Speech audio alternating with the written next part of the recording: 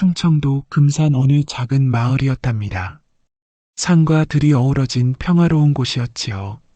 그런데 어느 날 새 감사가 부임해 왔답니다. 황감사라 하는 이 사람, 얼굴은 기름이 번들거리고 눈은 음흉하게 빛났지요. 그의 입에서는 늘 술 냄새가 풍겼고 손톱은 매서운 독수리 발톱처럼 날카로웠답니다.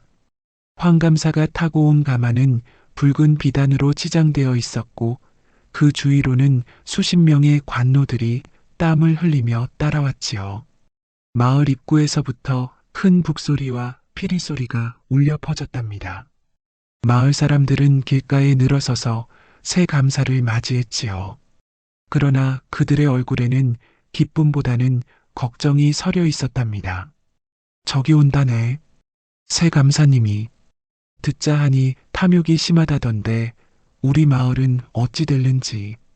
작은 소곤거림이 마을 사람들 사이에 퍼졌지만 황감사의 눈초리가 날카롭게 빛나자 모두 입을 다물었답니다.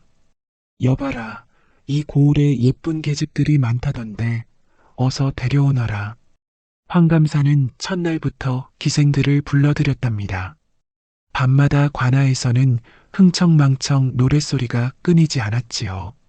술잔이 부딪히는 소리, 여인들의 웃음소리, 그리고 황감사의 취한 목소리가 밤하늘을 가득 메웠답니다.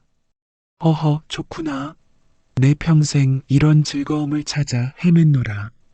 밤이 깊어질수록 황감사의 웃음소리는 더욱 커졌고 기생들의 비명소리도 때때로 들려왔지요.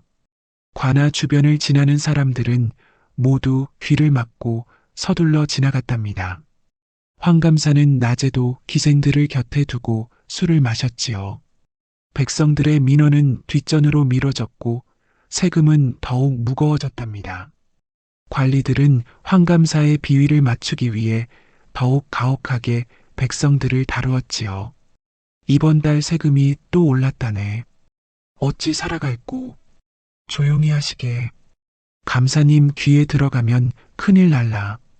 고을 백성들은 새 감사의 행실에 한숨만 내쉬었답니다. 세금은 더 무거워졌고 관리들의 횡포는 날로 심해졌지요. 백성들의 얼굴에는 수심이 가득했답니다. 아이고, 이 어찌된 일이오? 전 감사님은 그래도 백성들 살피는데 힘썼는데. 조용히 하시오. 감사님 귀에 들어가면 큰일 날라오. 백성들의 한숨이 깊어갈 때였지요. 황감사의 귀에 이상한 소문이 들려왔답니다. 마을 외곽에 사는 과부 하나가 정절로 유명하다는 이야기였지요. 남편을 잃고도 20년을 홀로 지내며 한 번도 다른 남자를 만나지 않았다는 것이었습니다. 월양이라 남편 잃고도 20년을 홀로 지냈다고? 허참 재미있구나. 황감사의 눈이 번뜩였지요. 정절을 지키는 여인을 유혹하는 것, 그것이야말로 그의 취미였으니까요. 다른 고을에서도 그는 수많은 과부와 처녀들을 농락했다고 합니다. 그의 소나기에서 벗어난 여인은 없었지요. 그 여인 얼굴이 어떻더냐? 곁에 있던 관리가 공손히 대답했습니다. 들리는 말로는 나이 40을 넘겼으나 아직도 고운 자태를 잃지 않았다 합니다. 특히 눈빛이 맑고 고우며 걸음걸이가 단아하다 하옵니다. 황감사는 혀를 차며 미소 지었습니다. 정절 깨보는 재미가 제일이지. 어서 그 여인을 찾아내라. 하인들이 부산이 움직였답니다. 그들은 곧 월양의 집을 찾아냈지요. 작은 초가였지만 깨끗하게 정돈되어 있었고 마당에는 노란 국화가 활짝 피어 있었답니다. 담장 너머로는 작은 텃밭이 보였고 그곳에서 한 여인이 고추를 따고 있었지요. 저기 있습니다, 감사님. 저 여인이 월양이라 합니다. 황감사는 말에서 내려 천천히 월양의 집으로 걸어갔습니다. 담장 너머로 그녀를 바라보던 그의 눈이 욕망으로 번들거렸지요. 다음 날 황감사는 정식으로 월양의 집으로 향했답니다. 소문대로 월양은 단아한 미모를 간직한 여인이었지요. 나이 40을 넘겼으나 여전히 맑은 눈빛과 고운 손길을 가진 여인이었답니다. 그녀는 황감사를 보자 공손히 절을 올렸지요. 감사님, 어인일로 이런 누추한 곳에 오셨사옵니까? 월양의 목소리는 맑고 부드러웠습니다. 그 소리를 들은 황감사의 심장이 빠르게 뛰었지요. 그는 침을 꿀꺽 삼키며 월양을 바라보았습니다. 과부 주제에 꽤나 몸가짐이 곱구나. 내 관사로 오라. 내게 줄 것이 있다. 월양은 고개를 숙인 채 대답했지요. 감사님, 저는 산골에 묻혀 사는 미천한 과부일 뿐입니다. 관사엔 갈 수 없사옵니다. 황감사는 이를 악물었지요. 이런 거절은 처음이었습니다. 평소 그는 눈짓 한 번으로 원하는 여인을 얻었기 때문이지요. 그러나 곧 웃음을 지었답니다. 좋다. 내 다시 찾아오마. 그날부터 황감사는 매일같이 월양의 집을 찾아왔답니다. 때로는 비단을 들고, 때로는 보석을 들고, 때로는 위협을 담은 말로 월양을 유혹했지요. 그러나 월양은 한 번도 마음을 흔들리지 않았답니다. 감사님, 이 몸은 이미 한 남자의 것이었습니다. 비록 그분은 이 세상에 없으나 제 마음만은 그분 곁에 있사옵니다. 황감사는 점점 초조해져 갔지요. 월양의 단호한 거절에 그의 욕망은 더욱 커져만 갔답니다. 그는 마을 사람들에게 월양에 대해 캐물었지요. 그 여인, 정말 남편이 있었던가? 네, 감사님. 20해 전 남편을 잃고 홀로 아들을 키웠다고 합니다. 아들이라? 어디 있느냐? 과거 보러 한양에 갔다 합니다. 곧 돌아온다 하더이다. 황감사는 고개를 끄덕였습니다. 그의 마음속에는 이미 검은 계획이 피어나고 있었지요. 그는 월양을 차지하기 위해 어떤 일도 서슴지 않을 작정이었답니다. 잘 알았다. 물러가거라. 황감사는 창가에 서서 월양의 집을 바라보았습니다. 그의 눈에는 어둠이 깃들어 있었지요. 결국엔 내 것이 될 테지. 모든 여인이 그러했듯 그날 밤 폭우가 쏟아졌지요. 천둥이 울고 번개가 치는 가운데 월양은 창문을 닫으며 20해 전 그날을 떠올렸답니다. 비가 내리는 소리를 들으면 언제나 그날이 생각났지요. 빗방울이 지붕을 두드리는 소리, 바람이 창문을 흔드는 소리, 그 모든 것이 그날의 기억을 불러일으켰답니다. 그때도 이렇게 비가 내렸었지. 월양은 작은 술잔에 막걸리를 따라 한 모금 마셨답니다. 쓰디쓴 맛이 목구멍을 타고 내려갔지요. 그녀의 눈에는 어느새 눈물이 고여 있었답니다. 촛불 하나가 방 안을 어둑하게 비추고 있었고 그 불빛 아래 월양의 얼굴은 더욱 고왔답니다. 그녀는 벽장에서 오래된 보자기를 꺼냈습니다. 그 안에는 낡은 비단 조각 하나가 고이 접혀 있었지요. 월양은 조심스럽게 그것을 펼쳤답니다. 비단에는 약초 몇 가지가 그려져 있었고 그 옆에는 작은 글씨로 이름이 적혀 있었지요. 준호가 그녀에게 남긴 유일한 물건이었답니다. 당신은 어디에 있을까? 월양의 눈에서 눈물이 떨어져 비단을 적셨지요. 그녀는 서둘러 눈물을 닦고 비단을 접었답니다. 20해 전 여름 18꽃 다운 나이의 월양은 초당집에 머물고 있었답니다. 부모를 일찍 여의고 외삼촌 집에서 지내던 그녀는 삼촌의 장사길에 따라 나섰다가 폭우를 만나 초당에 머물게 되었지요. 삼촌은 인근 주막에 묵고 월양은 혼자 초당에 남았답니다. 초당은 작고 낡았지만 깨끗했지요. 달빛이 스며드는 창문, 향기로운 나무 향이 가득한 방, 그리고 멀리서 들려오는 개구리 울음소리가 월양의 마음을 편안하게 해주었습니다. 그러나 갑자기 하늘에서 천둥이 울리고 비가 쏟아지기 시작했지요. 아이고, 이런 날씨에. 월양은 촛불을 켜고 있었는데 갑자기 문 밖에서 소리가 들렸답니다. 누군가 초당 문을 두드리고 있었지요. 누구신지요? 문을 열자 한 젊은 남자가 서 있었습니다. 그의 옷은 비에 흠뻑 젖어 있었고 이마에서는 빗물이 뚝뚝 떨어졌답니다. 비를 좀 피해도 되겠소? 그가 바로 준호였답니다. 24의 젊은 약장수로 산과 들을 누비며 약초를 캐고 약을 파는 청년이었지요. 젊고 활기찬 눈빛에 월양은 첫눈에 마음을 빼앗겼지요. 그의 눈은 깊고 맑았으며 입가에는 미소가 어려 있었답니다. 어서 들어오세요. 옷이 다 젖었네요. 월양은 얼른 수건을 가져와 준호에게 건넸습니다. 그들의 손이 스치는 순간 이상한 떨림이 월양의 가슴을 스쳤지요. 그녀는 황급히 고개를 돌렸답니다. 얼굴이 붉어지는 것을 느끼며 그녀는 급히 등을 돌렸지요. 고맙소. 갑자기 비가 쏟아져서 준호는 수건으로 머리를 닦으며 웃었습니다. 그의 웃음소리가 월양의 귓가에 맴돌았지요. 그 소리는 깊고 따뜻했으며 월양의 심장을 더욱 빠르게 뛰게 했답니다. 차라도 한 잔 드릴까요? 월양은 떨리는 손으로 차를 준비했습니다. 그녀의 손이 미세하게 떨리고 있었지요. 준호는 그런 그녀를 물끄러미 바라보았답니다. 혼자 계셨소? 네, 삼촌이 함께 왔지만 지금은 주막에 계십니다. 준호는 고개를 끄덕였습니다. 그의 눈길이 월양의 얼굴을 따라 내려갔다가 다시 올라왔지요. 월양은 그 시선에 가슴이 뛰는 것을 느꼈답니다. 둘은 밤새 이야기를 나누었답니다.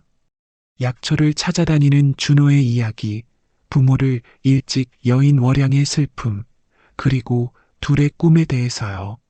준호의 목소리는 깊고 부드러웠으며 그의 이야기 속에는 꿈과 열정이 가득했지요. 나는 언젠가 내 약방을 열 거요.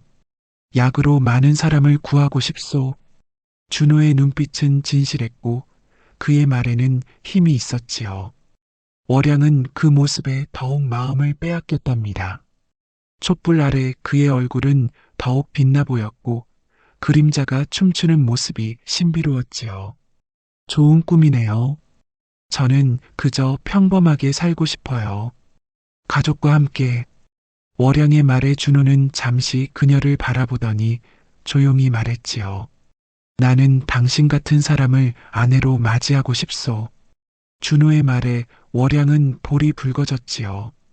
그녀의 심장은 미친 듯이 뛰었고 손끝은 떨려왔답니다. 방 안의 공기가 갑자기 뜨거워진 듯했고 그녀의 숨소리가 거칠어졌지요. 그런 말씀 저에게는 과분해요. 월양은 고개를 숙이며 말했지만 그녀의 마음은 이미 준호에게로 향하고 있었답니다. 창밖으로는 폭우가 계속 쏟아졌고 바람은 창문을 세차게 두드렸지요. 그러나 초당 안은 따뜻했고 두 사람의 마음은 점점 가까워지고 있었답니다. 준호는 천천히 손을 뻗어 월양의 얼굴을 어루만졌습니다.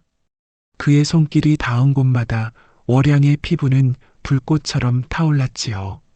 이건 잘못된 일일까요? 월양의 떨리는 목소리에 준호는 그녀의 손을 꼭 잡았지요. 사랑하오. 내 반드시 당신을 찾아올 것이오.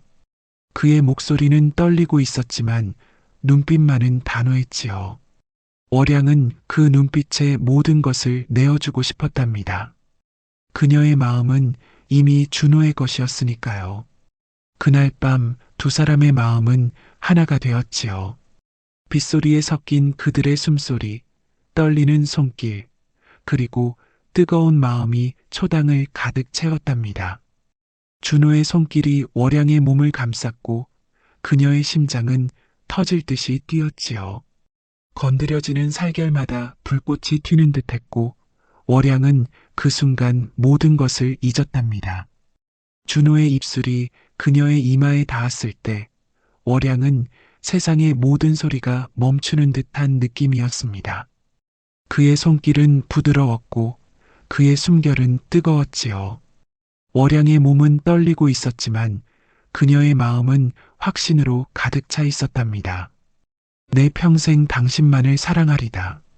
준호의 속삭임이 월양의 귓가에 맴돌았지요. 그들은 그렇게 하나가 되었답니다. 밤새도록 비가 내리는 소리와 함께 그들의 사랑은 깊어만 갔지요. 서로의 온기를 나누며 그들은 모든 것을 잊었답니다. 세상의 편견도 미래의 걱정도 그저 그 순간만이 존재했지요. 월양은 준호의 가슴에 귀를 대고 그의 심장 소리를 들었습니다. 그 소리는 그녀에게 가장 아름다운 음악이었지요. 준호는 월양의 머리카락을 쓰다듬으며 그녀를 바라보았습니다. 그의 눈에는 깊은 사랑이 담겨 있었지요. 당신을 만난 것은 하늘의 축복이요. 준호의 말에 월양은 미소 지었습니다. 그녀의 눈에는 행복의 눈물이 고여 있었지요. 다음 날 아침 비가 그치고 해가 떠올랐을 때 준호는 월양에게 약속했지요. 한 달 후면 돌아오리다. 내 약초를 더 캐고 약방을 열 준비를 하고 돌아와 당신을 아내로 맞이하리다. 월양은 눈물을 머금고 준호를 배웅했지요. 그녀의 마음은 이미 그와 함께 떠나고 있었지만 몸은 그 자리에 남아 있었답니다. 꼭 돌아오세요. 제가 기다리겠습니다. 준호는 월양의 손을 꼭 잡고 마지막 키스를 나누었습니다. 그리고 그는 길을 떠났지요.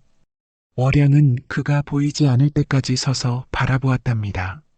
그녀의 눈에서는 눈물이 흘러내렸지만 입가에는 미소가 어려 있었지요.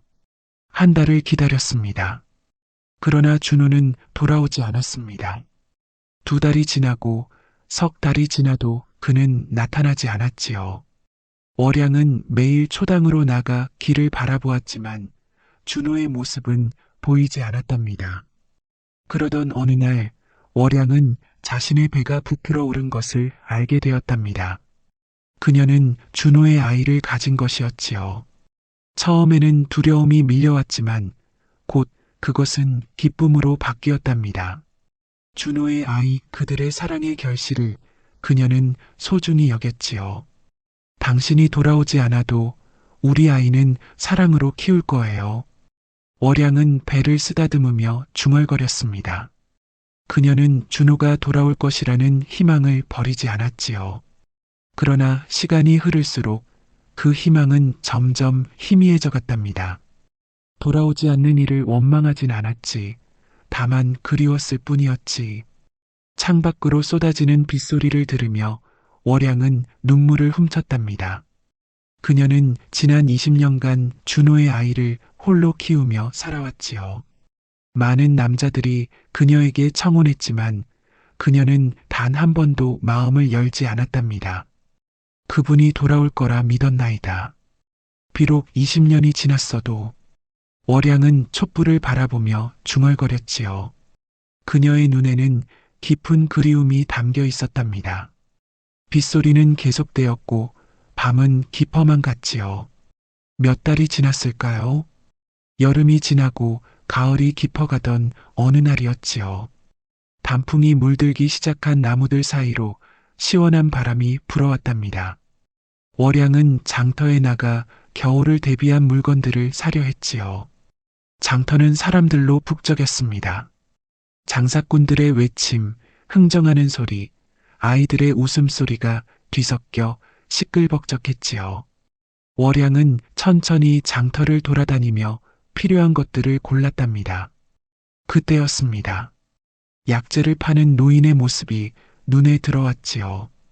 흰 수염이 턱을 덮고 있었고 세월의 흔적이 깊게 패인 얼굴이었지만 그 눈빛만은 변함없었지요. 월양은 그 자리에 얼어붙었답니다. 그 눈빛, 그녀가 20년간 그리워했던 그 눈빛이었지요. 준호 씨? 월양의 목소리에 노인은 고개를 들었답니다. 순간 두 사람의 눈이 마주쳤지요. 20년의 세월이 한순간에 무너져 내렸답니다. 준호의 손에 들고 있던 약 봉지가 바닥에 떨어졌지요. 월양이 정말 당신이요? 둘은 그 자리에 얼어붙었답니다. 주변의 소음이 멀어지고 세상은 그들 둘만 남은 듯 했지요. 눈물이 볼을 타고 흘러내렸지요. 준호는 떨리는 손으로 월양의 얼굴을 만졌답니다. 살아있었구나. 내 얼마나 찾아 헤맸는지. 그의 손가락이 월양의 볼을 어루만졌습니다. 그 손길은 예전과 같이 따뜻했지요. 그러나 이제는 굳은 살이 박히고 주름이 깊게 패여 있었답니다. 세월의 흐름이 느껴졌지요. 월양은 그 자리에서 주저앉고 말았지요. 그녀의 다리에 힘이 빠졌던 것입니다. 준호는 얼른 그녀를 부축했지요. 괜찮소? 어서 저기 찻집으로 가세. 준호는 월양의 팔을 잡고 그녀를 일으켰습니다. 그의 손길은 여전히 강하고 따뜻했지요. 월양은 그 손길에 의지하며 천천히 일어났습니다. 그녀의 다리는 여전히 떨리고 있었지만 준호의 도움으로 걸음을 옮길 수 있었지요. 둘은 장터 옆 작은 찻집으로 들어갔습니다. 그곳은 조용했고 그들은 구석자리에 앉았지요. 월양은 여전히 눈물을 멈추지 못했고 준호도 마찬가지였답니다. 꿈만 같소. 당신을 다시 만나다니. 준호의 목소리는 떨리고 있었습니다. 그는 월양의 손을 꼭 잡았지요. 그들의 손은 서로 맞닿아 있었고 그 온기는 서로의 마음을 전해주는 듯 했답니다. 그곳에서 그들은 서로의 이야기를 나누었지요. 준호는 약초를 찾다가 산사태에 휩쓸려 생사의 갈림길에 섰었답니다. 깨어났을 때는 이미 몇 달이 지났고 기억도 일부 잃었다고 했지요. 산에서 약초를 캐다가 갑자기 산이 무너졌소. 정신을 차려보니 절에 누워 있었지요. 스님들이 날 구해주었다오. 준호는 고개를 숙였습니다. 그의 목소리가 떨렸지요. 회복하는데 거의 1년이 걸렸소. 그리고 당신을 찾아갔지만 그때 저는 이미 이사를 한 뒤였지요. 월양의 목소리도 떨렸습니다. 그녀는 초당을 떠나 다른 마을로 이사했던 것입니다. 준호가 찾아올 무렵 그녀는 이미 그곳을 떠난 뒤였지요. 마을 사람들이 당신이 시집을 갔다고 했소. 그래서 포기했소. 당신의 행복을 빌며 먼 길을 떠났지. 준호의 눈에는 슬픔이 가득했습니다. 그는 월양이 다른 남자와 행복하게 살고 있다고 생각했던 것이지요. 그것이 그에게는 큰 상처였지만 그는 그녀의 행복을 위해 물러났답니다. 월양은 고개를 저었습니다. 그것은 오해였지요. 준호를 기다리던 그녀에게 청혼한 이는 많았으나 그녀는 모두 거절했답니다. 다만 준호의 아이를 지키기 위해 남의 과부라 속인 것뿐이었지요. 우리 아들이 있어요. 준호의 눈이 커졌습니다. 그는 믿을 수 없다는 듯 월양을 바라보았지요. 아들이라고? 네, 이제 20살이 되었답니다. 지금은 과거를 보러 한양에 갔지요. 준호의 눈에서 눈물이 흘러내렸습니다. 아들이라니, 자신의 핏줄이라니, 그는 가슴을 치며 울었지요. 이름이 뭐요? 준호라고 지었어요. 당신을 닮았으면 해서. 준호는 더 이상 말을 잇지 못했습니다. 그의 어깨가 흔들렸지요. 월양도 눈물을 멈추지 못했답니다. 찻집 안의 사람들이 그들을 이상하게 바라보았지만 두 사람은 아랑곳하지 않았지요. 용서해 주시오. 내가 당신과 우리 아이를 돌보지 못해. 준호의 목소리는 죄책감으로 가득 차 있었습니다. 그는 자신이 그들을 돌보지 못한 것을 가슴 아파했지요. 월양은 고개를 저었습니다. 당신 탓이 아니에요. 운명이었을 뿐이에요. 월양의 말에 준호는 고개를 들었습니다. 그의 눈에는 이제 결연한 의지가 담겨 있었지요. 이제라도 함께할 수 있을까? 준호의 떨리는 질문에 월양은 고개를 끄덕였습니다. 그들은 손을 맞잡았지요. 20년의 세월이 한순간에 무너져 내렸습니다. 함께해요. 이제는 영원히. 두 사람의 재회는 달콤했지만 그 행복은 오래가지 못했답니다. 어느 날 장터에서 둘이 함께 있는 모습을 황감사의 부하가 보았지요. 황감사는 크게 노했답니다. 감히 그 계집이 다른 남자와 용서할 수 없다. 황감사의 눈에는 질투의 불꽃이 타올랐지요. 그는 준호를 불러들이라 명했습니다. 그의 마음속에는 어둠이 가득했고 그 어둠은 월양과 준호의 행복을 짓밟으려 했답니다. 그 약장수를 당장 내 앞에 끌어오라. 다음 날 관아에서는 북소리가 울려 퍼졌답니다. 황감사는 재판을 열었고 준호는 그 앞에 끌려왔지요. 그의 양팔은 관노들이 붙잡고 있었고 얼굴에는 상처가 나 있었답니다. 어젯밤 심한 고문을 당한 흔적이었지요. 내 놈이 약장수 준호인가? 황감사는 높은 자리에 앉아 준호를 내려다보았습니다. 그의 눈에는 증오가 가득했지요. 준호는 당당히 고개를 들고 대답했습니다. 그렇소이다. 무슨 일로 저를 부르셨소이까? 황감사는 비웃었습니다. 그의 입가에는 잔인한 미소가 맴돌았지요. 내 놈이 다른 마을에서 훔친 약재를 여기서 판다는 소문이 있다. 준호는 눈을 크게 떴습니다. 그것은 완전한 거짓이었지요. 그런 적 없습니다. 제가 직접 산에서 캐고 정당하게 구한 약재뿐입니다. 황감사는 손을 휘둘렀습니다. 그 순간 준호의 뺨을 후려치는 소리가 관아에 울려 퍼졌지요. 감히 거짓을 말하느냐? 증인이 있다. 내 놈을 본 자들이 있어. 황감사는 미리 준비한 거짓 증인들을 내세웠습니다. 그들은 모두 황감사의 협박에 못 이겨 거짓 증언을 하게 된 것이지요. 준호는 억울함에 몸을 떨었지만 황감사는 이미 마음을 정한 듯 했지요. 이자를 감옥에 가두라. 며칠 후 다시 신문하겠다. 준호는 그렇게 감옥에 갇혔습니다. 차가운 돌바닥에 누워 그는 월양을 생각했지요. 겨우 찾은 사랑인데 이렇게 끝날 것인가? 그의 마음은 절망으로 가득 찼답니다.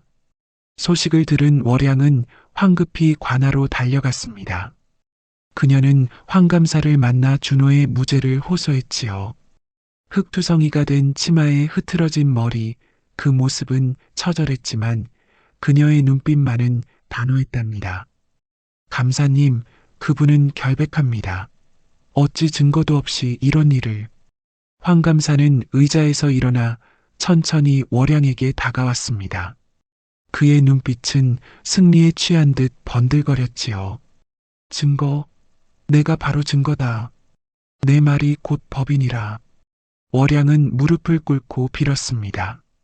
그녀의 자존심은 산산이 부서졌지만 준호를 구하기 위해서라면 무엇이든 할 수 있었지요. 눈물이 그녀의 볼을 타고 흘러내렸답니다. 제발 저 사람은 죄가 없습니다. 풀어주십시오. 황감사는 월양의 어깨를 잡아 일으켰습니다. 그의 손길은 뱀처럼 차갑고 비열했지요. 월양은 그 손길에 몸을 떨었지만 준호를 생각하며 견뎠답니다. 좋다. 내 조건이 있다. 황감사의 목소리가 낮게 깔렸습니다. 그는 월양의 귓가에 속삭였지요. 하룻밤만 나와 보내거라. 그러면 저 사내를 풀어주마. 월양은 그 자리에서 얼어붙었습니다. 황감사의 말은 번개처럼 그녀의 가슴을 찔렀지요. 그녀는 숨을 쉴 수 없을 만큼 충격을 받았답니다. 온몸이 떨리고 머릿속이 하얘졌지요. 어찌. 황감사는 비웃었습니다. 그의 눈에는 잔인한 승리의 기쁨이 번뜩였지요. 어떻게? 간단하지. 내 몸과 그자의 목숨을 바꾸는 거다. 내가 평생 지켜온 정절과 그자의 목숨, 어느 것이 더 소중한가? 월양은 황급히 관아를 빠져나왔습니다. 그녀의 걸음은 비틀거렸고 눈앞은 어지러웠지요. 거리를 지나는 사람들이 그녀를 이상하게 바라보았지만 월양은 아무것도 보이지 않았답니다. 그저 황감사의 말이 귓가에 맴돌 뿐이었지요. 집으로 돌아온 월양은 밤새 눈물을 흘렸답니다. 그녀의 마음은 찢어질 듯 아팠지요. 준호를 구하기 위해서는 자신의 정절을 버려야 했지요. 20년을 지켜온 순결, 그리고 준호에 대한 사랑을 저버려야 했습니다. 이것이 운명인가요? 월양은 밤새 고민했습니다. 촛불 앞에 앉아 그녀는 자신의 삶을 돌아보았지요. 준호와의 첫 만남, 그와 나눈 사랑, 아들을 홀로 키운 세월, 그리고 마침내 찾아온 재회. 그 모든 것이 이렇게 끝날 것인가? 그녀의 가슴은 터질 듯이 아팠답니다. 이대로 준호를 감옥에 두면 그는 결국 월양은 떨리는 손으로 눈물을 닦았습니다. 그리고 결심했지요. 준호의 목숨을 구하기 위해 그녀는 자신을 희생하기로 했답니다. 그것은 그녀가 할 수 있는 유일한 선택이었지요. 그날 밤 월양은 조용히 일어나 옷을 갈아입었습니다. 평소에 입지 않던 비단 옷을 꺼내 입고 머리를 곱게 빗었지요. 그녀의 손은 여전히 떨리고 있었지만 눈빛만은 단단했답니다. 준호 씨, 용서하세요. 월양은 황감사의 관사로 향했답니다. 그녀의 발걸음은 무거웠고 마음은 이미 죽은 듯 했지요. 하늘에는 구름이 잔뜩 끼어 달빛조차 보이지 않았습니다. 마치 세상이 그녀의 슬픔에 함께 울고 있는 듯 했지요. 관아의 문을 두드리자 하인이 그녀를 안으로 안내했지요. 황감사는 호화로운 방에서 그녀를 기다리고 있었답니다. 방 안에는 비단이 깔려 있었고 향내가 가득했지요. 그러나 월양의 눈에는 그 모든 것이 지옥처럼 보였답니다. 황감사는 월양을 보자 자리에서 일어났습니다. 그의 눈에는 승리의 기쁨이 넘쳐났지요. 드디어 왔구나. 내 오랫동안 기다렸다. 월양은 고개를 숙인 채 대답했습니다. 그녀의 목소리는 떨리고 있었지요. 약속하셨지요. 하룻밤 후에는 준호를 풀어주신다고. 황감사는 웃으며 고개를 끄덕였지요. 그의 웃음소리는 차갑고 잔인했습니다. 그래, 약속한 대로 하마. 자, 이리 오거라. 월양은 천천히 방 안으로 들어갔습니다. 그녀의 마음은 이미 멀리 달아나 있었지요. 준호와 함께했던 그 초당에서의 밤, 그때의 행복한 기억만을 붙잡으며 그녀는 황감사에게 다가갔답니다. 관사의 문이 닫히고 월양의 눈에서는 눈물이 흘러내렸지요.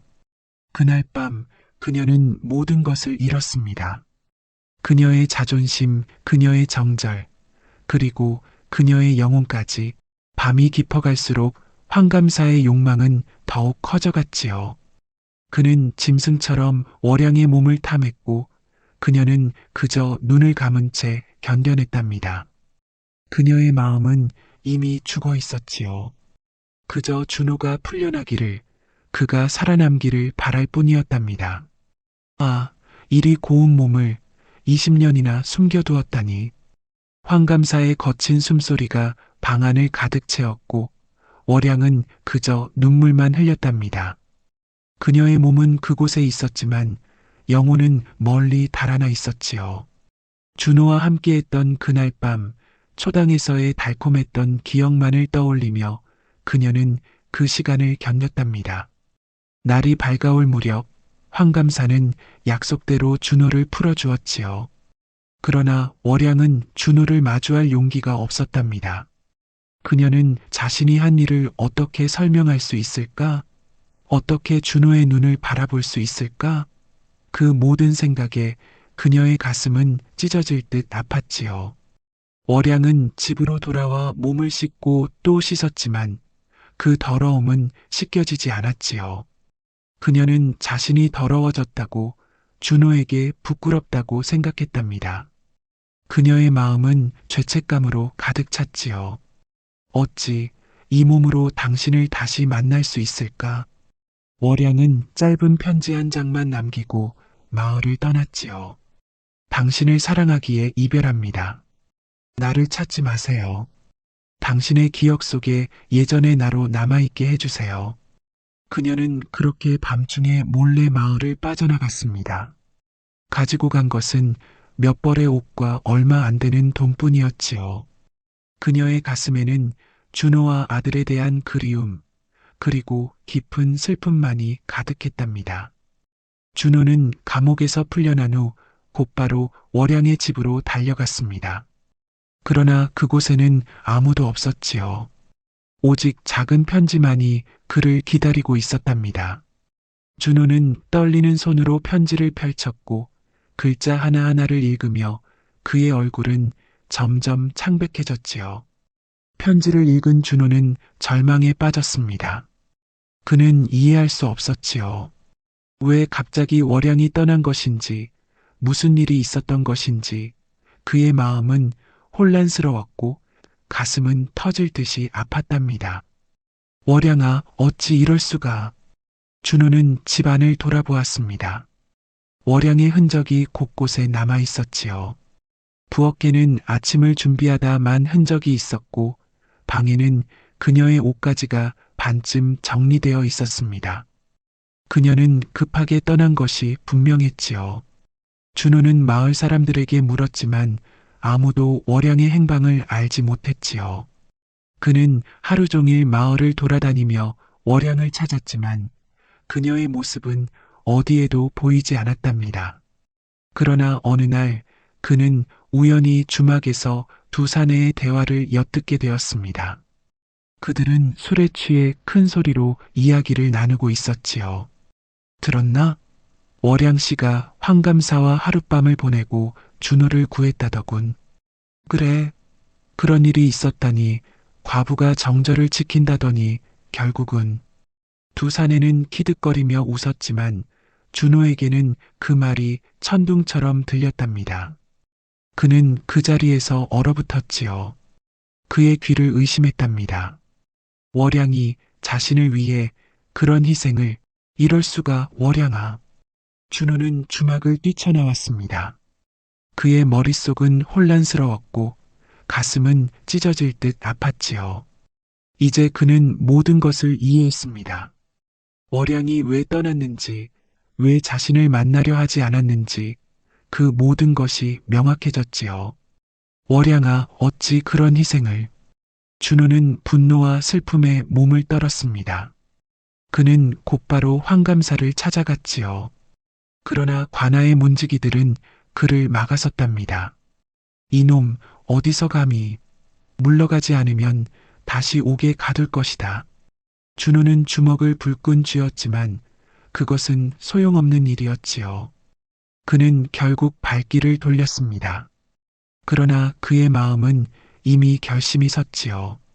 그는 월양을 찾아 나설 것이었습니다. 반드시 찾고 말 거야. 준호는 그날로 마을을 떠났습니다. 그는 자신의 약방도 재산도 모두 버리고 오직 월양을 찾기 위해 길을 나섰지요. 그는 근처 마을부터 시작해 점점 더 먼 곳으로 발길을 옮겼답니다. 준호는 산을 넘고 강을 건너 발바닥이 터지고 굶주림에 시달리면서도 포기하지 않았답니다. 그는 전국을 떠돌며 월양의 흔적을 찾았지요. 그가 지나는 마을마다 그는 월양의 이야기를 들려주었고 그녀를 본 사람이 있는지 물었답니다. 키가 조금 작고 눈빛이 맑은 여인입니다. 나이는 40이 조금 넘었고 얼굴은 둥근 편이지요. 혹시 보신 적 있으십니까? 하지만 대부분의 대답은 고개를 젓는 것뿐이었지요. 월양은 마치 이 세상에서 사라진 것처럼 흔적이 없었답니다. 준호는 점점 지쳐갔지만 그래도 포기하지 않았지요. 살아있다면 반드시 찾고 말 테다. 세월이 흘러 겨울이 왔고 봄이 오고 다시 여름이 왔지요. 준호의 머리카락은 더욱 휘어졌고 얼굴에는 주름이 깊게 패였습니다.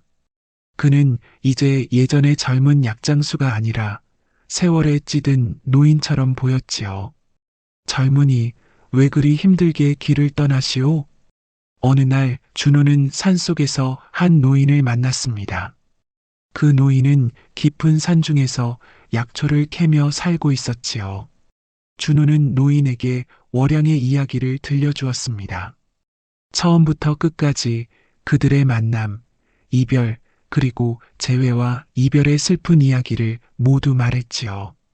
참으로 애틋한 사연이구려. 내가 도움이 될까? 노인은 잠시 생각에 잠기더니 말했습니다. 몇 달 전 강원도 어느 암자의 한 여인이 의탁했다는 소문을 들었소.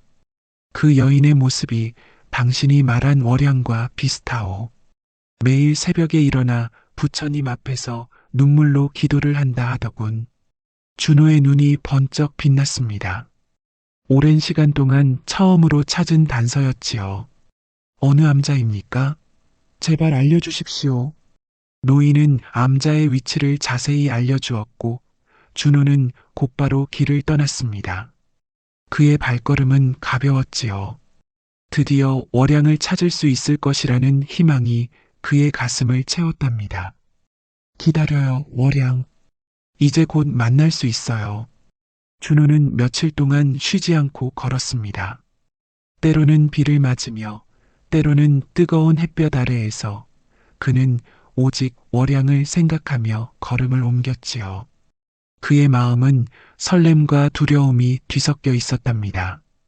월양을 만나면 무슨 말을 해야 할지, 어떻게 그녀를 위로해야 할지, 그 모든 생각이 그의 머릿속을 가득 채웠지요. 강원도의 깊은 산속, 준호는 마침내 노인이 말한 암자를 찾아냈습니다. 높은 산 중턱에 자리한 작은 암자였지요. 돌계단을 올라 준호는 암자의 문 앞에 섰습니다. 그의 심장은 미친 듯이 뛰고 있었지요. 고즈넉한 분위기의 작은 암자였지요. 그는 떨리는 마음으로 암자의 문을 두드렸습니다. 뉘신지요? 나이 지긋한 스님이 문을 열었습니다. 흰 수염이 가슴까지 내려온 노스님이었지요. 준호는 공손히 절을 올렸습니다. 스님, 이곳에 월양이라는 여인이 계신지요? 스님은 잠시 준호를 바라보더니 고개를 끄덕였습니다. 그의 눈에는 깊은 지혜가 담겨 있었지요. 그대가 준호인가 보구려. 월양이 말한 사람 같소? 준호의 심장이 빠르게 뛰었지요.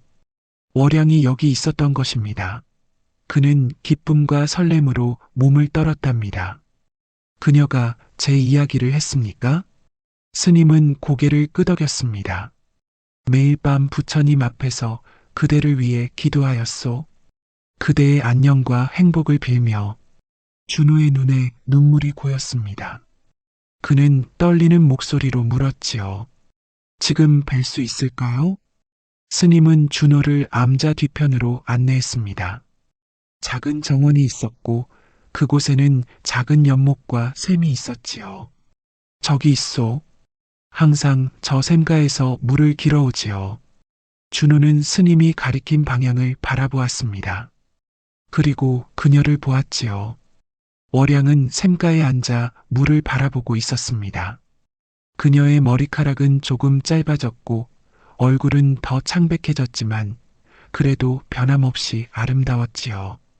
그녀는 이제 승복을 입고 있었고 그 모습이 더욱 쓸쓸해 보였답니다. 월양아. 준호의 목소리에 월양은 고개를 들었습니다. 그녀의 눈이 커졌지요. 믿을 수 없다는 듯 그녀는 그 자리에 얼어붙었답니다. 물동이를 들고 있던 그녀의 손에서 힘이 빠져 물동이가 땅에 떨어졌지요. 물이 그녀의 발치에 쏟아졌지만 그녀는 아랑곳하지 않았습니다.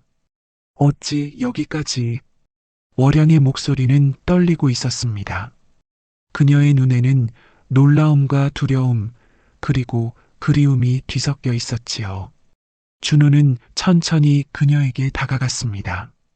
그의 걸음은 조심스러웠고 눈빛은 따뜻했지요. 드디어 찾았소. 내 얼마나 찾아 헤맸는지. 준호는 말없이 다가가 월양을 품에 안았지요. 처음에는 월양이 몸을 굳히고 있었지만 곧 그녀도 준호의 품에 안겼답니다. 두 사람은 말없이 서로의 품에서 엉엉 울었지요. 눈물이 마를 때까지 가슴이 아프도록 울었답니다. 미안해, 나 때문에 그런 일을. 준호의 목소리가 떨렸습니다. 그는 월양의 손을 잡고 그녀의 눈을 바라보았지요. 그의 눈에는 깊은 죄책감이 담겨 있었답니다. 내가 더 강했어야 했는데 내가 너를 지켜주지 못했소. 월양은 고개를 저었습니다. 그녀의 눈에서는 여전히 눈물이 흘러내렸지요. 제 탓이에요. 당신을 만나게 해서, 황감사의 눈에 띄게 해서. 아니요. 내 탓이요. 내가 더 강하게, 더 현명하게 대처했어야 했소. 월양은 준호의 품에서 빠져나와 그의 얼굴을 바라보았습니다. 그녀의 눈에는 깊은 슬픔이 담겨 있었지요. 감사의 그날이 내 인생의 그림자가 되었어요. 당신을 마주할 면목이 없었지요. 준호는 월양의 손을 꼭 잡았습니다. 그의 눈에는 결연한 의지가 담겨 있었지요. 용서할 수 없어. 황감사의 짓을 이젠 내가 아닌 내가 갚아줄 차례야.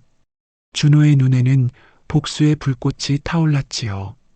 그는 황감사에게 분노했고 그 분노는 그의 온몸을 뜨겁게 달구었답니다. 월양은 놀라 그를 바라보았습니다. 복수라니, 하지만 그는 권력자이고 우리는. 두려워 마시오. 내 반드시 그 자를 무너뜨리고 말 것이오. 준호는 월양의 손을 잡고 그녀를 일으켰지요. 함께 돌아가시오. 우리 아들도 만나고 새로운 시작을 해보세. 월양은 잠시 망설였습니다. 그녀의 눈에는 두려움이 담겨 있었지요. 돌아가면 마을 사람들이 저를 어떻게 볼지. 준호는 고개를 저었습니다. 상관없소. 당신은 내 아내요. 어느 누구도 당신을 비난할 수 없소. 준호의 단호한 눈빛에 월양은 결국 고개를 끄덕였답니다. 그들은 스님께 인사를 드리고 함께 고향으로 돌아갔지요. 함께 가요. 이제는 누구도 우리를 갈라놓을 수 없어요. 고향으로 돌아온 준호와 월양은 조용히 지내기 시작했습니다. 그들은 마을 외곽에 작은 집을 얻어 살았지요. 월양은 처음에는 마을 사람들의 시선이 두려워 집 밖으로 나가기를 꺼렸지만 준호의 도움으로 조금씩 용기를 내기 시작했답니다. 준호는 다시 약방을 열었고 월양은 집안일을 돌보았지요. 그러나 준호의 마음속에는 항상 복수의 불꽃이 타오르고 있었답니다. 그는 황감사에게 반드시 복수하리라 다짐했지요. 어느 날 준호는 황감사의 약점을 알아내기 위해 마을 사람들에게 물었지요. 황감사의 취향이 어떤지 알고 싶소. 아이고, 그 양반은 여자라면 못 참지요. 특히 새로운 여인에 환장한답니다. 얼마 전에는 사또의 부인을 넘보다 들킬 뻔했다고 하더군요. 준호는 고개를 끄덕였습니다. 그는 복수의 계획을 세우기 시작했지요. 먼저 마을에 소문을 퍼뜨렸답니다. 멀리 남쪽에서 온 여인이 있는데 밤마다 사내를 미치게 만드는 비법을 가졌다는 소문이었지요. 그 여인의 비법을 맛본 남자는 하룻밤을 천년처럼 느낀다더군. 정말? 그런 여인이 어디 있다던가? 소문은 삽시간에 퍼져나갔고 황감사의 귀에도 곧 그 소문이 들어갔답니다. 그는 이런 이야기에 귀가 밝았지요. 그런 여인이 있다고? 어서 데려오너라. 황감사는 하인들에게 명령했지만 아무도 그 여인의 정확한 위치를 알지 못했지요. 그는 점점 초조해졌답니다. 매일 밤 여인들을 불러들였지만 그 특별한 여인은 찾을 수 없었지요. 준호는 다음 단계로 사또의 부인을 찾아갔습니다. 사또는 마을의 실질적인 지도자였고 그의 부인은 현명하고 정의로운 사람으로 알려져 있었지요. 사또의 부인은 평소 황감사의 행실에 분노하고 있었답니다. 그녀의 남편인 사또는 황감사의 압력에 시달리고 있었고 그녀 자신도 황감사의 음흉한 시선에 불편함을 느끼고 있었답니다. 부인께 청이 있습니다. 황감사의 악행을 끝내기 위해 도움이 필요합니다. 준호는 자신과 월양의 이야기를 사또의 부인에게 들려주었습니다. 그녀는 깊은 동정심을 느꼈고 특히 월양이 겪은 일에 분노했지요. 그런 일이 있었다니 정말 끔찍하군요. 사또의 부인은 준호의 이야기를 듣고 잠시 생각에 잠겼지요. 그리고 고개를 끄덕였답니다. 좋소. 내 돕겠소. 그자의 악행을 이대로 두고 볼 수는 없소. 준호와 사또의 부인은 함께 계략을 짰지요. 사또의 부인은 황감사에게 몰래 편지를 보냈습니다. 그녀는 평소 황감사가 자신을 넘보고 있다는 것을 알고 있었고 그것을 이용하기로 한 것이지요. 그대가 찾는 여인을 알고 있소. 내 남편이 없는 내일 밤 그대를 기다리겠소. 편지를 받은 황감사는 크게 기뻐했지요. 그는 다음날 밤을 손꼽아 기다렸답니다. 사또의 부인을 차지할 수 있다는 생각에 그의 욕망은 더욱 커져만 갔지요. 준호와 사또는 미리 계획을 세웠습니다. 사또는 마을을 떠난 척하고 집 근처에 숨어 있을 것이었고 준호와 몇몇 신뢰할 수 있는 관리들도 함께 대기하기로 했지요. 그날 밤 황감사는 몰래 사또의 집을 찾아갔습니다.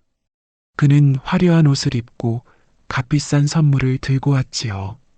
그의 얼굴에는 음흉한 미소가 번졌답니다. 사또의 부인은 그를 은밀히 맞이했지요. 그녀는 아름다운 옷을 입고 향기로운 향수를 뿌리고 있었답니다. 황감사는 그녀의 모습에 넋을 잃었지요. 들어오세요. 그 여인이 곧 도착할 것입니다. 황감사는 술에 취해 있었고 욕망에 눈이 멀어 있었지요. 그는 사또의 부인을 보며 음흉한 미소를 지었답니다. 기다릴 것 없소. 당신도 충분히 아름다우니. 황감사는 갑자기 사또의 부인에게 다가가 그녀를 끌어안았지요. 그의 손길은 거칠었고 눈빛은 욕망으로 가득 차 있었답니다. 사또의 부인은 놀란 척하며 뒤로 물러섰지요. 바로 그때 문이 벌컥 열리고 사또가 들어왔답니다. 그의 얼굴은 분노로 일그러져 있었지요. 이놈이 감히 내 아내를 범하려 했느냐? 사또는 크게 노했고 미리 준비해둔 관리들이 황감사를 체포했지요. 황감사는 당황하여 변명하려 했지만 이미 늦었답니다. 이것은 오해요. 부인이 나를 유혹했소. 사또는 냉랭하게 대답했습니다. 내 아내를 모욕하지 마라. 내 죄상은 이미 모두 드러났다. 준호가 그때 들어왔습니다. 그의 눈에는 차가운 승리의 기쁨이 담겨 있었지요. 황감사님, 우리가 또 만났군요. 황감사는 준호를 보자 얼굴이 하얗게 변했습니다. 그는 이것이 모두 준호의 계략임을 눈치챘지요. 내 놈이 이 모든 것을 꾸몄구나. 준호는 차갑게 웃었습니다. 아니요. 감사님 스스로 자신의 무덤을 파신 것이요. 황감사는 그 자리에서 체포되었습니다. 그는 관직에서 파면되었고 곤장을 맞고 주리를 틀렸지요. 온갖 망신을 당한 끝에 그는 마을에서 추방되었답니다. 이제 그는 거지 신세가 되어 떠돌이 생활을 하게 되었지요. 사필귀정이로다. 악행은 반드시 그 대가를 치르는 법이지. 마을 사람들은 모두 기뻐했습니다. 황감사의 압제에서 벗어난 것이지요. 준호는 사또에게 깊이 감사의 뜻을 전했고 사또는 고개를 끄덕였답니다. 악인을 벌하는 것은 내 의무요. 이제 편히 살길 바라오. 준호는 월양에게 돌아가 모든 일을 말해주었습니다. 월양은 눈물을 흘리며 그를 끌어안았지요. 이제 정말 끝난 건가요? 그래요. 이제 우리는 새로운 시작을 할 수 있어요. 황감사가 마을에서 쫓겨난 후 평화가 찾아왔지요. 마을 사람들은 더 이상 그의 압제에 시달리지 않아도 되었고, 새로운 감사가 부임하기 전까지 사또가 마을을 잘 다스렸답니다. 월양과 준호는 드디어 새로운 삶을 시작할 수 있게 되었지요. 그리고 어느 날 한양에서 과거를 마친 준호가 돌아왔답니다. 그는 어머니가 떠났다는 소식을 듣고 급히 고향으로 돌아온 것이었지요. 마을에 도착하자마자 그는 어머니의 집으로 달려갔답니다. 어머니, 제가 돌아왔습니다. 준호가 문을 열자 월양과 준호가 마주 앉아 있는 모습이 보였습니다. 월양은 아들을 보자 벌떡 일어나 그를 끌어안았지요. 준호야, 돌아왔구나. 준호는 어머니를 끌어안고 기쁨의 눈물을 흘렸답니다. 그리고 준호를 바라보았지요. 준호는 긴장한 얼굴로 준호를 바라보고 있었답니다. 이분은, 월양은 떨리는 목소리로 말했답니다. 준호야, 이분이 내 아버지시란다. 준호의 눈이 커졌습니다. 그는 믿을 수 없다는 듯 준호를 바라보았지요. 아버지라고요? 준호는 눈물을 머금고 고개를 끄덕였습니다. 그렇다, 내가 내 아버지다. 너를 찾지 못해 미안하구나. 준호는 잠시 침묵했지만 곧 준호에게 다가가 그를 껴안았지요. 기다렸습니다. 아버지, 어머니께서 항상 말씀하셨어요. 언젠가 아버지가 돌아오실 거라고. 준호는 기쁜 소식을 들고 왔습니다. 그가 과거에 급제한 것이지요. 월양은 아들을 껴안고 기쁨의 눈물을 흘렸답니다. 내가 자랑스럽구나, 내 아들. 준호도 눈물을 흘렸습니다. 그는 자신의 아들이 이렇게 훌륭하게 자란 것을 보며 가슴이 벅차올랐지요. 어머니의 덕분입니다. 어머니께서 저를 훌륭히 키워주셨어요. 세 사람은 함께 울었습니다. 20년의 세월을 뛰어넘어 드디어 하나가 된 가족이었지요. 그들은 밤새도록 이야기를 나누었답니다. 준호는 아버지에 대한 모든 것을 알고 싶어 했고, 준호는 자신의 이야기를 들려주었지요. 그리고 어느 봄날, 월양과 준호는 뒤늦은 혼례를 올렸답니다. 마을 사람들은 모두 축하해 주었지요. 처음에는 월양을 곱지 않은 시선으로 바라보던 사람들도 이제는 그녀의 희생과 정절을 이해하고 존중해 주었답니다. 준호는 아버지와 어머니의 혼례를 지켜보며 눈물을 흘렸답니다. 그는 새 관복을 입고 혼례를 지켜보았지요. 이제야 진정한 부부가 되었구나. 두 사람은 손을 맞잡고 행복한 눈물을 흘렸답니다. 월양은 여전히 가끔 악몽에 시달렸지만 준호의 따뜻한 품은 그녀의 상처를 조금씩 치유해 주었지요. 그는 밤마다 그녀를 안아주며 사랑의 말을 속삭였답니다. 사랑하오, 월양. 나도 당신을 사랑합니다, 준호 씨. 두 사람의 사랑은 20년의 세월과 온갖 시련을 이겨내고 더욱 깊어졌답니다. 준호는 밤마다 월양의 손을 잡고 이야기했지요. 사랑은 지키는 것이 아니라 함께 싸우는 것이더이다. 우리는 이제 어떤 시련도 이겨낼 수 있소. 월양은 미소를 지으며 고개를 끄덕였지요. 그날 밤 초당에서 처음 만났을 때부터 전 당신을 기다렸습니다. 이제는 정말 행복해요. 준호는 한양에서 벼슬을 얻어 가끔 고향을 찾아왔고, 준호는 마을에 약방을 열어 많은 사람을 도왔지요. 월양은 여전히 노란 국화를 가꾸며 평화로운 날들을 보냈답니다. 그들의 집 마당에는 항상 노란 국화가 피어 있었고 웃음소리가 끊이지 않았답니다. 마을 사람들은 그들을 존경했고 젊은이들은 그들의 사랑 이야기를 들으며 감동했지요. 세상에 이보다 더 큰 행복이 있을까요? 월양의 물음에 준호는 고개를 저었습니다. 없소. 당신과 함께하는 이 순간이 가장 행복하오. 세월이 흘러 두 사람의 머리카락은 하얗게 변했지만 그들의 사랑은 변함없이 깊었답니다. 준호는 여전히 매일 아침 월양을 위해 약차를 다렸고 월양은 매일 저녁 준호의 등을 두드려 주었지요. 그들은 서로를 바라보며 미소 짓는 것만으로도 행복했답니다. 어느 따뜻한 봄날 두 사람은 마당에 앉아 노란 국화를 바라보고 있었습니다. 나이가 들어 두 사람 모두 몸이 불편해졌지만 마음만은 여전히 젊었지요. 준호 씨, 기억나세요? 그날 밤 초당에서. 그럼요. 내 평생 잊을 수 없는 밤이었어. 그들은 손을 맞잡고 웃었습니다. 그들의 눈에는 여전히 사랑의 빛이 반짝였지요. 결국 사필기정이라 하였던가요?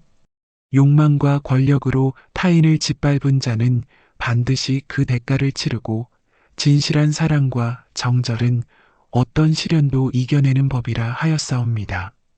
황감사는 추방된 후 거지 신세가 되어 마을을 떠돌았다 하지요.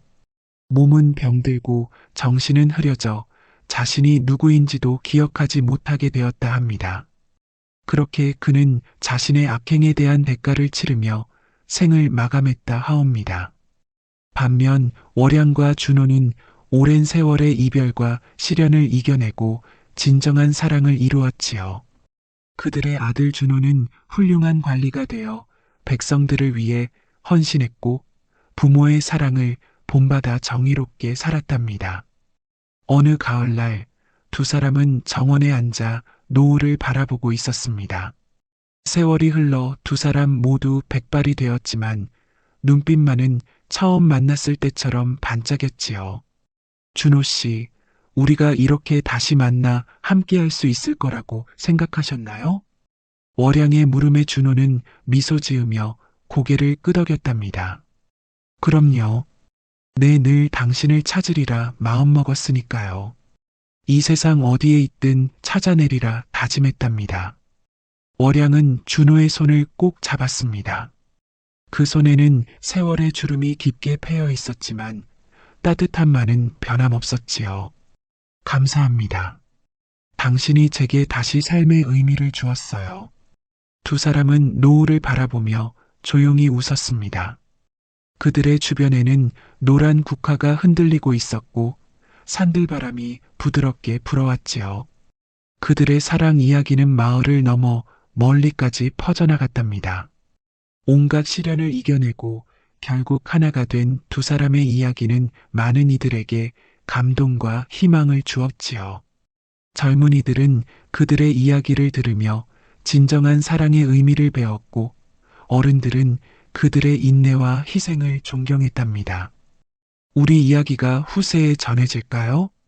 월양의 물음에 준호는 미소 지었습니다. 반드시 그렇게 될 것이오. 우리의 사랑이 세상에 남아 다른 이들에게 희망이 되리라 믿소. 세월이 흘러 준호와 월양은 모두 하늘나라로 떠났지만 그들의 이야기는 마을 사람들의 입에서 입으로 전해졌지요. 그들이 심은 노란 국화는 해마다 피어났고 그 꽃을 보는 사람들은 두 사람의 사랑을 기억했답니다. 마을 어귀에는 두 사람을 기리는 작은 사당이 세워졌고 사랑을 찾는 젊은이들이 그곳을 찾아 기도를 올렸다고 합니다. 그들의 사랑은 시간을 넘어 영원히 빛났지요. 정절은 지키는 것이 아니라 지켜주는 것이라 하였으니 서로를 지켜주는 참된 사랑만이 모든 시련을 이겨낼 수 있음을 잊지 말아야 할 것이옵니다. 세상의 욕망과 권력은 언젠가 무너지고 사라지지만 진실한 사랑과 정의는 영원히 남는 법이지요. 그리하여 월양과 준호는 긴 세월의 기다림 끝에 찾은 사랑으로 남은 생을 행복하게 살았다 하였습니다. 그들의 사랑은 시간과 공간을 넘어 영원히 빛날 것이라 하였지요. 사랑은 참으로 강하여 죽음보다 강하고 정절은 참으로 귀하여 금보다 값지다 하였사옵니다. 월양과 준호의 이야기를 통해 우리는 진정한 사랑의 힘을 깨닫게 되었으니 이것이야말로 하늘이 우리에게 내린 가장 큰 선물이 아니겠습니까? 말을 마치는 노인의 눈에는 깊은 지혜가 담겨 있었고 그를 둘러싼 젊은이들의 눈에는 감동의 눈물이 고여 있었답니다. 이렇게 찬란한 여름밤, 초당집 여인과 땀에 젖은 약장수의 이야기는 오늘도 계속 전해지고 있답니다. 그리고 그 이야기는 우리에게 사랑의 참된 의미와 인내의 가치를 일깨워 주지요. 사랑하는 이여, 당신의 마음에도 노란 국화가 피어나길 바라옵니다. 그리고 그 꽃이 영원히 시들지 않기를 바라는 바이옵니다.